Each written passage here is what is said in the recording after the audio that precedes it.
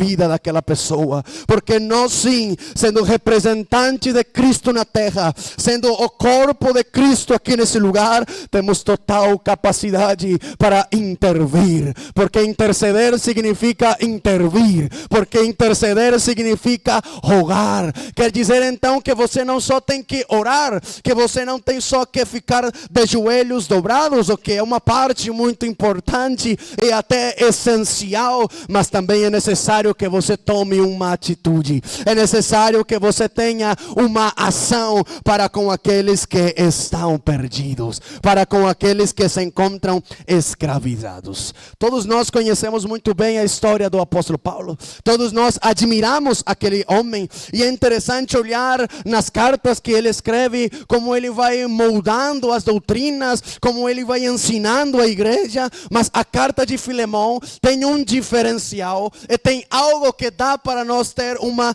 reflexão muito importante para nossas vidas. A carta de Filemão é a única carta de Paulo que é uma carta particular.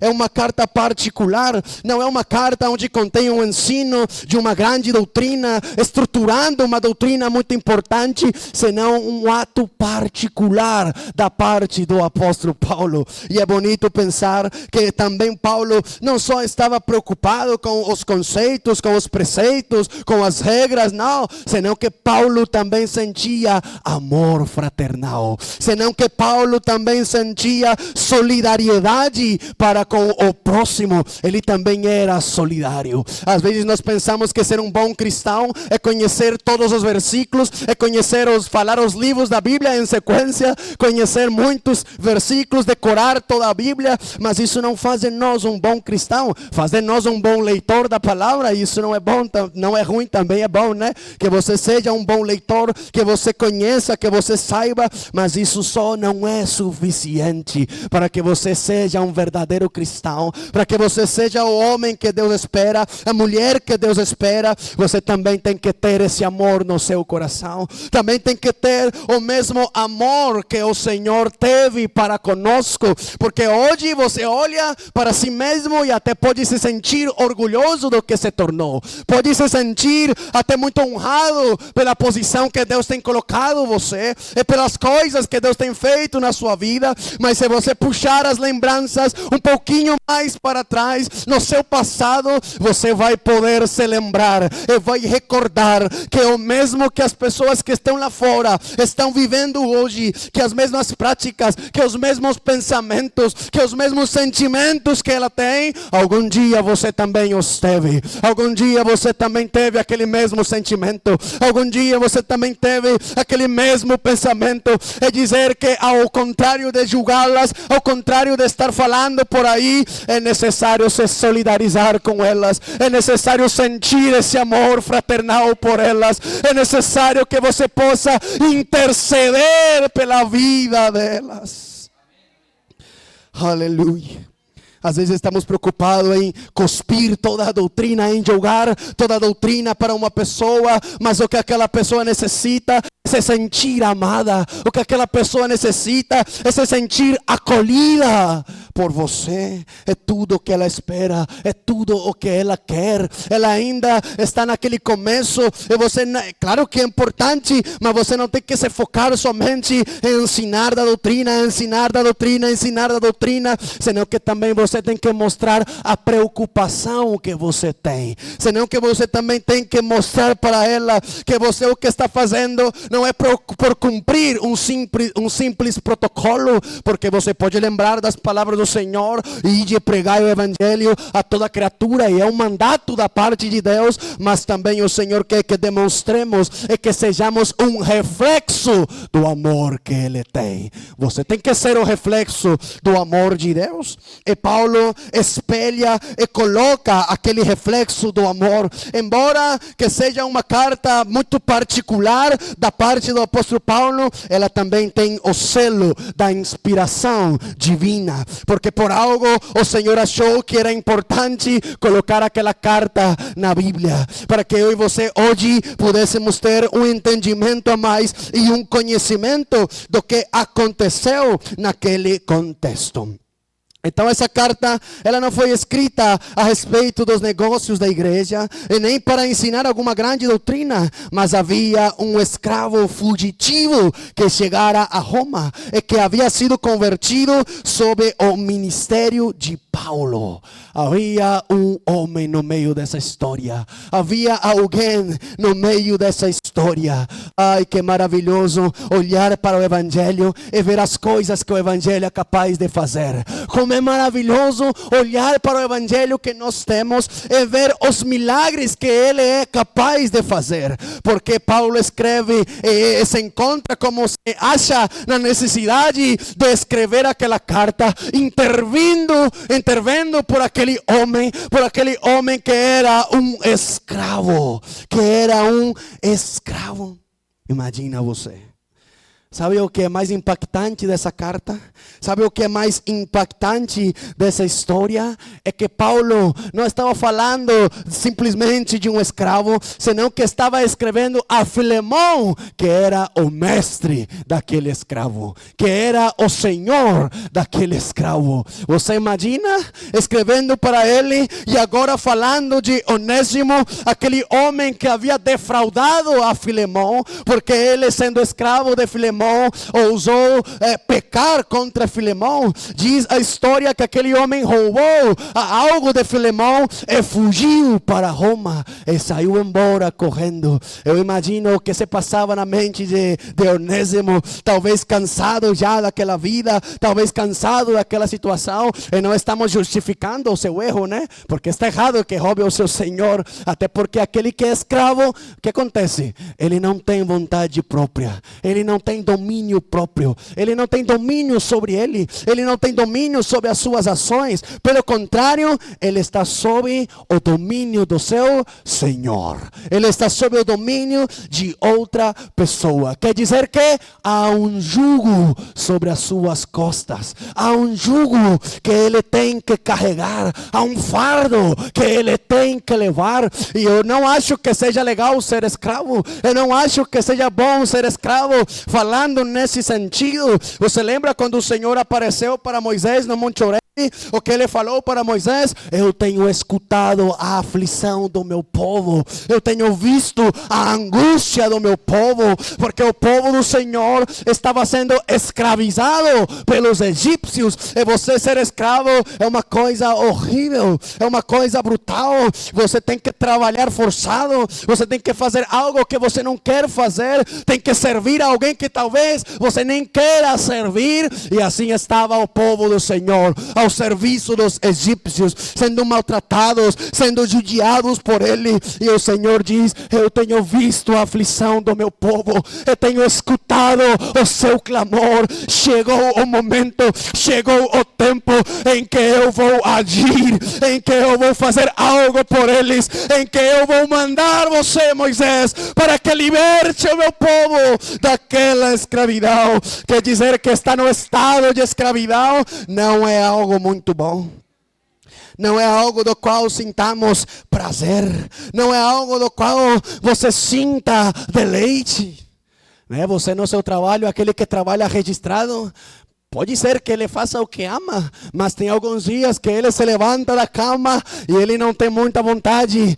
de ir trabalhar. Ele não sente muita vontade, não é, Jonathan? Eu vi, olha a cara do Jonathan, ele concorda.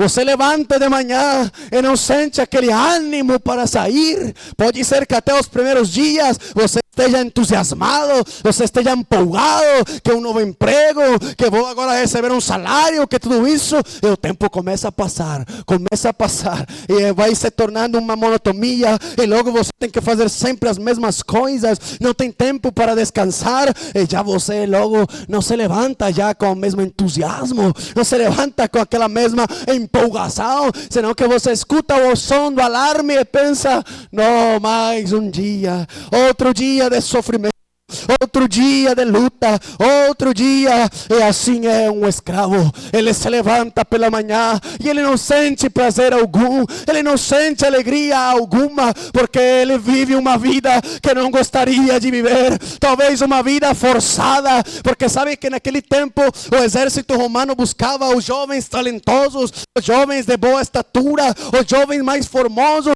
pegavam eles e jogavam eles no mercado de escravos. Quer dizer que muitos talentos ficaram perdidos por aí, quer dizer que muitas pessoas, talvez com uma capacidade muito grande, se perderam no meio da escravidão. E talvez Onésimo fosse um desses jovens, uma dessas pessoas talentosas, cheio talvez de um dom, de um talento, mas que foi arrancado do lugar onde ele estava e vendido como escravo.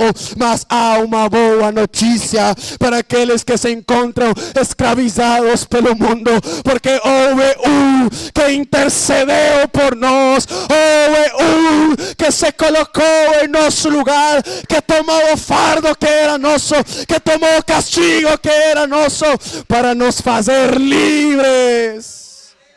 Aleluia, aleluia.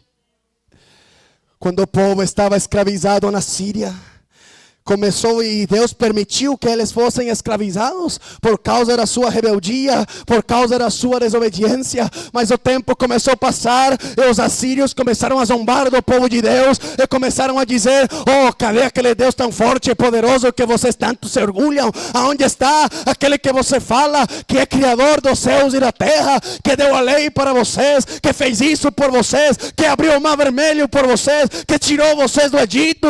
Aonde está esse Deus poderoso? E você imagina a vergonha de Israel sendo escravizado por aquele povo, zombado por eles. Mas o Senhor fala através da boca do profeta Isaías: oh, aleluia, despedaçarei o jugo.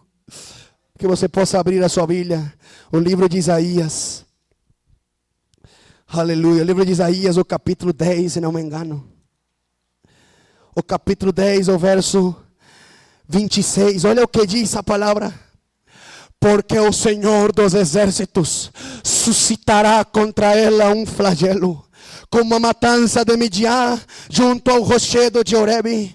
O seu bordão estará sobre o mar, e ele levantará como fez no Egito. Naquele dia o peso deles será tirado dos ombros de vocês, e o jugo deles será removido do pescoço de vocês, e o jugo será despedaçado. É dizer que o Senhor fez uma promessa. Pode ser que hoje zombem de vocês, pode ser que agora estejam falando muitas coisas acerca de você, que talvez lá você hoje se encontre no momento de fraqueza, se encontra cativado, se encontra escravizado pelo pecado, e talvez o mundo e o inimigo diga: é que você não é capaz, é que você não pode, você não consegue sair daí, você não vai conseguir sair dessa situação, você não pode por si só, porque você é um ser desprezível, porque você é um ser fraco.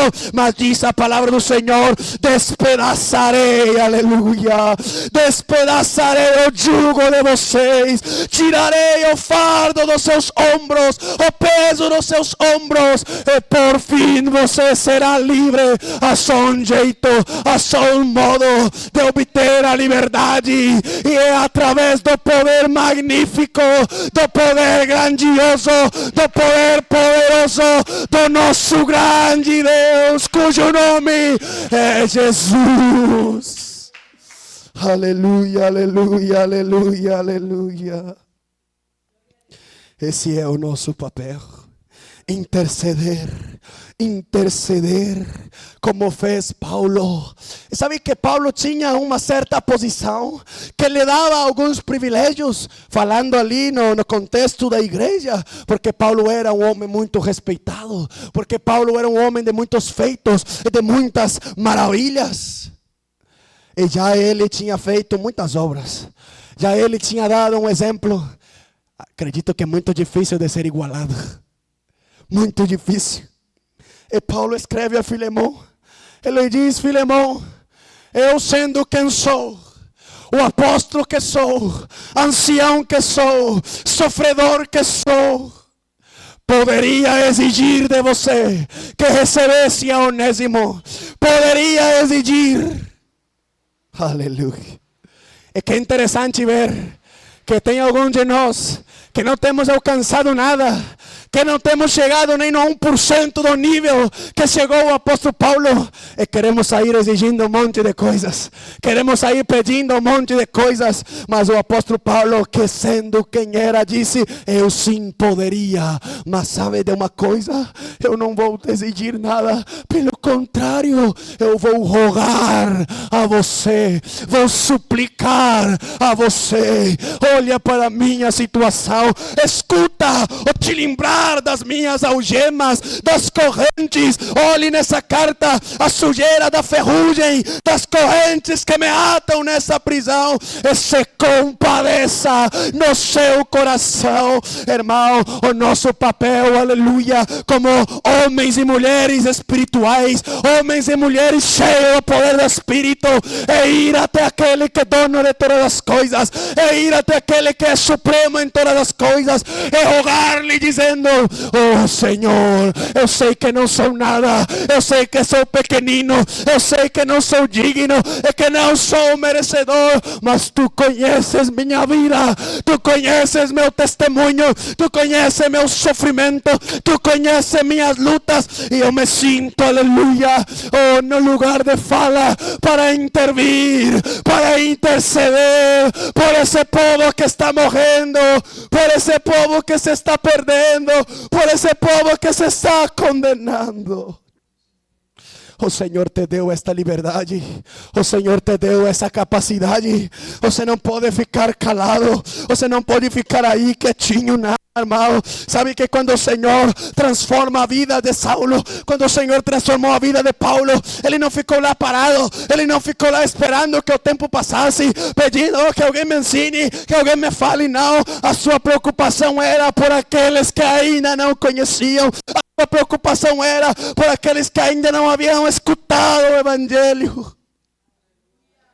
Paulo pensava: não é possível que recebendo tal revelação, que tendo tal conhecimento, que tendo tal sabedoria da parte de Deus, que tendo um encontro transformador com Ele, eu vou ficar calado, eu vou ficar parado, estagnado no mesmo lugar. Eu não posso me conter, porque há algo no meu coração que me diz que eu sou intercessor. Há algo no meu coração que me diz que devo interceder por aqueles que não tiveram a revelação que eu tive. Santo, santo, aleluia.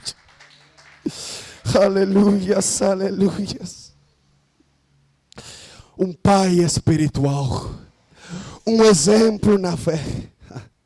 Ele poderia ter usado da sua autoridade, poderia ter exigido de Filemão, mas ele se coloca numa posição tão humilde, numa posição, irmão, tão maravilhosa, e faz muito sentido que Paulo tenha essa atitude, porque ele aprendeu daquele que é bom, porque ele aprendeu daquele que é o maior modelo, porque ele aprendeu daquele que, mesmo sendo criador de todas as coisas, porque ele aprendeu daquele que também falou: olha, vai estar escrito na minha coxa, Rei dos Reis, Senhor dos Senhores, aquele que falou: eu sou o Alfa, o Ômega, o que é, o que era, o que há de vir, o Todo-Poderoso. Mesmo sendo quem era, diz a Bíblia, humilhou-se a si mesmo. Aleluia. Palavras do mesmo apóstolo Paulo, que mesmo sendo Deus, não levou em consideração ser igual a Deus, mas humilhou-se a si mesmo, tornando-se em forma de servo. É dizer que Paulo tinha o melhor, o maior exemplo, aleluia. E por isso ele não se sente grande, por isso ele não se coloca na posição de falar com autoridade, de falar como com quem manda, ordenando, não, senão que ele se coloca na posição de simplicidade, na posição de humildade, e diz: por favor, eu te imploro, eu te suplico, com gentileza e favor, tome em consideração a minha velhice. Tome em consideração que sou um prisioneiro trancado na masmorra pelo amor a Cristo. que sentiria você? Você imagina que uma figura, vamos falar aqui, alguém muito importante, você vai entender o que quero falar, né, para nós, que tenha sofrido muito pelo Evangelho, e uma pessoa te escreve uma carta, fazendo uma petição, e ela começa, e não só que ela fale, mas que você conhece a vida, que você conhece o testemunho, que você conhece o exemplo que ela deu. Oh, irmão, é muito difícil negar um pedido assim, é muito difícil que você se negue, é muito difícil que você rejeite aquele pedido. Muito difícil. E eu acredito que para Deus é uau. Eu acho que quando Deus olha para alguém que de verdade tem as marcas do Evangelho em seu ser, que de verdade, como diz Paulo, tantas vezes fui açoitado, tantas vezes expulso de tanta cidade, quantas coisas me aconteceram, e era visível aos olhos de Deus as marcas do Evangelho que carregava Paulo. Que marca carrega você do Evangelho? E eu sei que o Senhor as vê. Sei que o Senhor conhece cada uma delas. E o Senhor poderia contar a história de cada uma delas. Aleluia.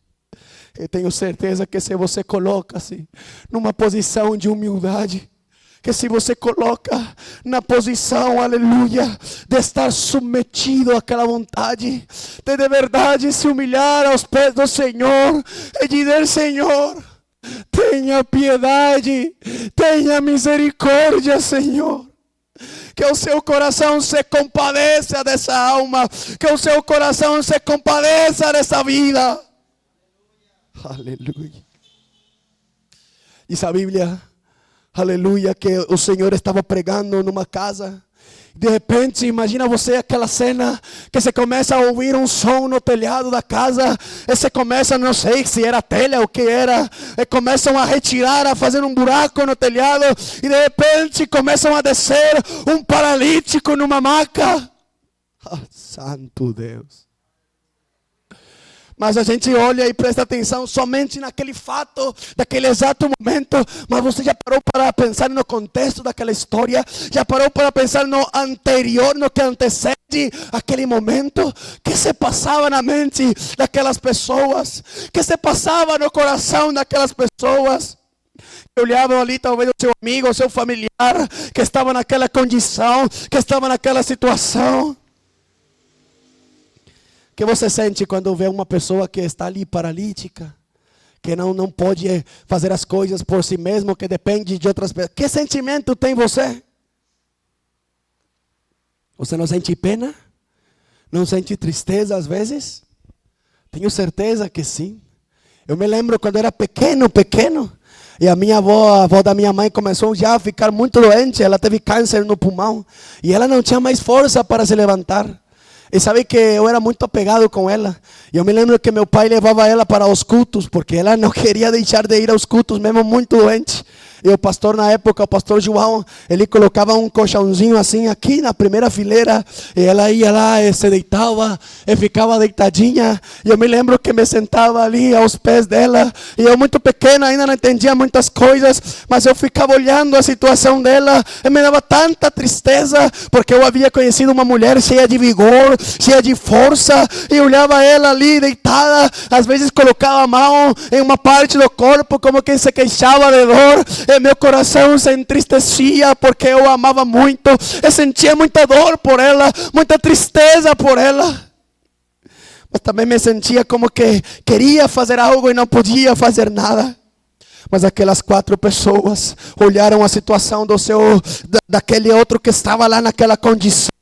Eles se compadeceram dele, tiveram misericórdia, tiveram um sentimento de amor por ele. E você imagina o esforço que tiveram que fazer para subir aquele homem até o telhado daquela casa.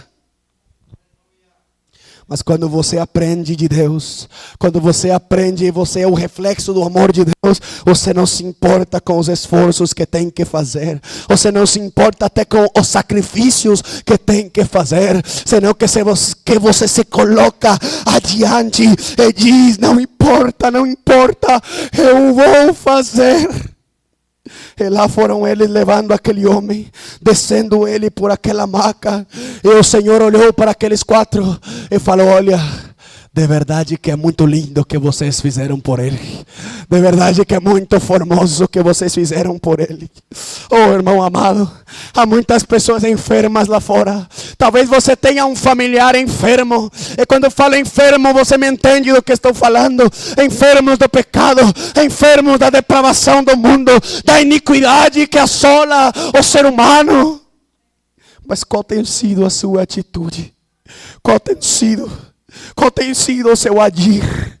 Às vezes na escola você vê seus coleguinhas que fazem coisa errada, mas você não se vê na necessidade de falar nada. Você não se vê na necessidade de corrigi-los, de falar da palavra, de falar do Senhor.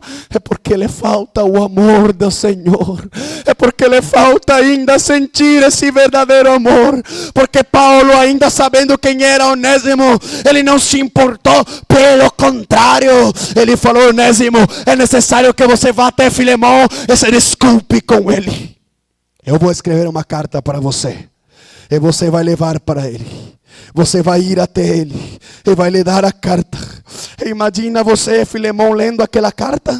Você imagina você, que sentimento tinha Filemão lendo aquilo? Porque a Bíblia fala que Filemão era um cooperador do Evangelho, era um cooperador da obra de Deus. Eu imagino que também era um homem que havia aprendido a ser como Cristo. Era um homem que havia aprendido de verdade quais são as raízes do Evangelho. Porque a igreja primitiva, ela perseverava na comunhão. Eles estavam sempre juntos, no bom, no ruim, eles seguiam juntos. Quando Pedro foi preso, diz a Bíblia que a igreja se reuniu numa casa e começou a orar, interceder, rogar pela vida de Pedro. E Pedro foi liberto da cadeia, foi liberto da prisão, porque esse é o espírito que tem que haver na igreja, rogando, intercedendo uns pelos outros, segundo o amor que o dono dessa igreja ha colocado em nosso coração. Oh, Filemão, aceita Onésimo de volta. E sabe uma coisa, Filemão? Se você quer, eu pago a dívida dele. E você coloca essa dívida aí no meu nome. Coloque essa dívida no meu nome. E você vai lendo a carta e vai se dando conta que tem muito do Senhor Jesus aqui nessa carta. Tem muito do Senhor. Coloca no meu nome essa conta. Coloca no meu nome essa dívida que tem Onésimo com você. Sabe, Onésimo, o Filemão, receba Onésimo como se estivesse recebendo o meu coração. Receba Onésimo como se estivesse recebendo a mim mesmo. Oh, irmão, sabe que Jesus Cristo, Ele veio para ser mediador entre Deus e os homens. Porque Deus sentia já como nojo da raça humana, por tanta depravação, por todo tanto pecado. E o único que nos aguardava, o único que estava para nós, era a ira de Deus, era a grande ira de Deus. Mas diz a palavra que Jesus Cristo veio ser o nosso mediador.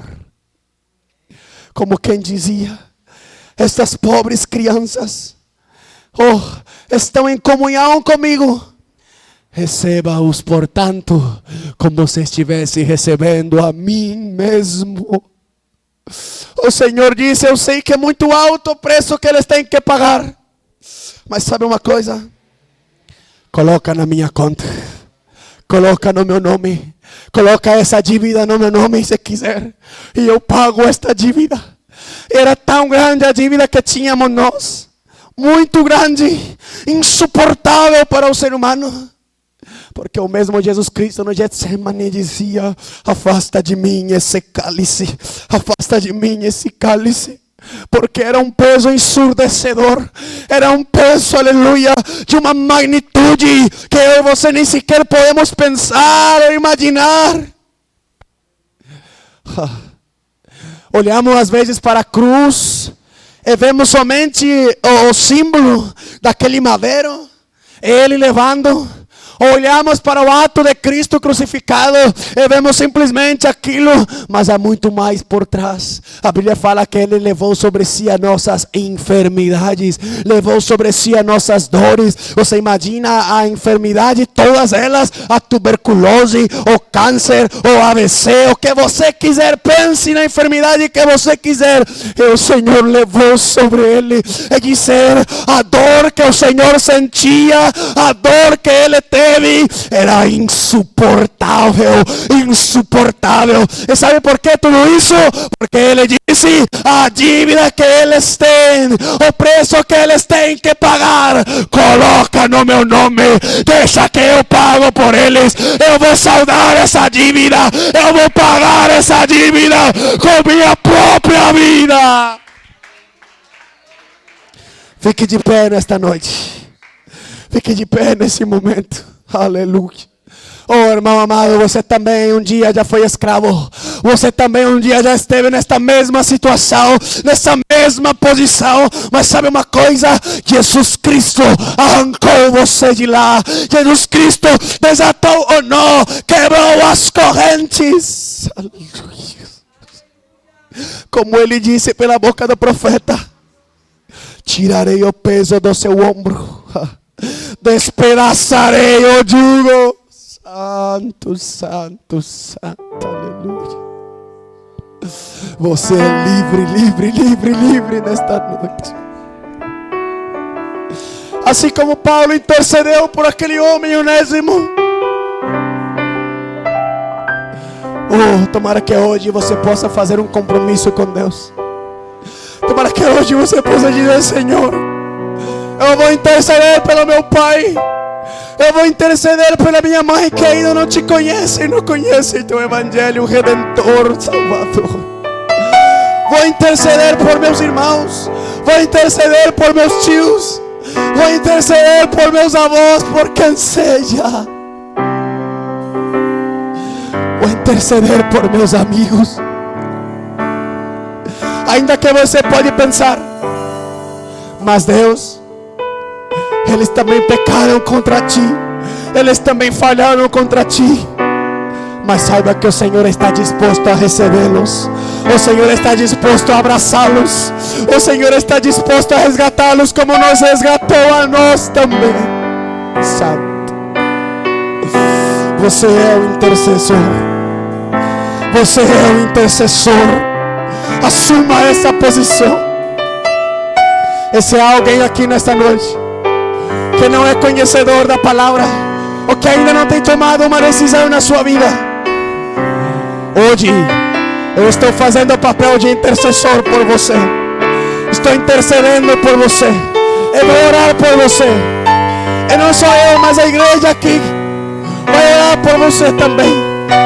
Eu vou dizer: Jesus, eu quero levar uma pessoa até a tua presença. Eu quero te encomendar uma alma.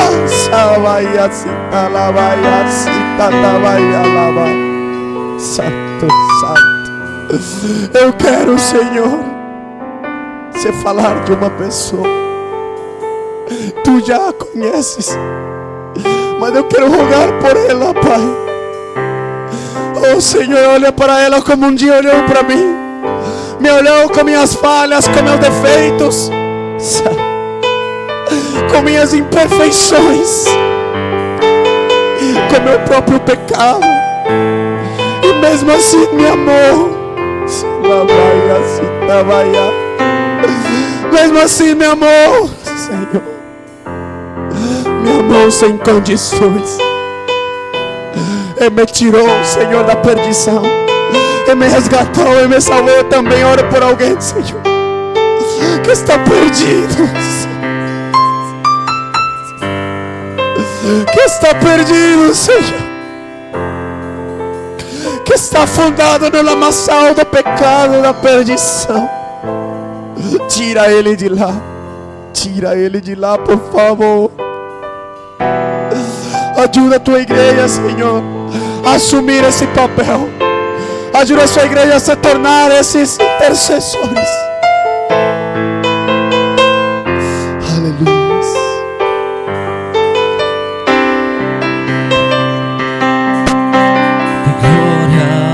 Em glória te vejo.